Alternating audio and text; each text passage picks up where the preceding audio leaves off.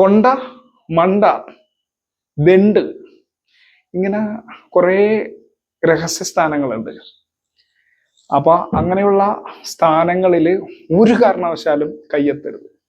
ആ സ്ഥാനങ്ങളെ ഒഴിച്ചിട്ടായിരിക്കണം എപ്പോഴും നിൽക്കേണ്ടത്. അപ്പൊ ആ മുദ്ര, ഈ മുദ്ര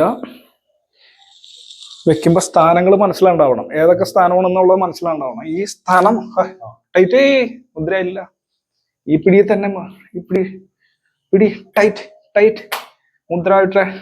ഇവിടേക്ക് കയറരുത്, ഇവിടേക്ക് വന്ന് ഇവിടേക്ക് വരരുത്. ഇവിടെയുള്ള ഒന്നല്പം താത്തിയ ഇവിടെ ഇവിടെ അല്ല, മുദ്ര മുദ്ര ടൈറ്റ്, ഇവിടേക്ക് കയറരുത്.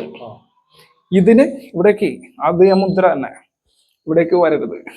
ഇതൊന്നല്പം പൊക്കിയ ഇവിടെയുള്ള ഒറ്റ മർമ്മത്തിനും കയറരുത്. ഇവിടെ തുറക്കും. അപ്പൊ അടവ് തുറവ് സൂത്രം വെച്ച് ഇതും കൊണ്ടും ഇതും കൊണ്ടും ഇതും കൊണ്ടും ഇതും കൊണ്ടും ആണ്.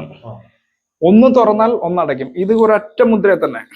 ഈ സ്വസ്തികം എന്ന് പറയുന്ന ഈ മുദ്ര, എക്സ് ബ്ലോക്ക് അല്ലെങ്കിൽ സ്വസ്തികം എന്ന് പറയുന്ന കളരിയുടെ ആദ്യത്തെ ഈ സാധനം, ആ മുദ്രയില് ഇത് വരും, ബലം.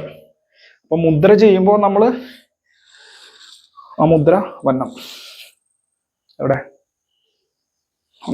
അല്പം താന്ന് മുദ്ര മുദ്ര മുദ്ര പവർ ആയിരിക്കണം. ഓക്കെ. അപ്പൊ എന്നാലേ കളരിയുടെ ശക്തി കിട്ടുള്ളൂ.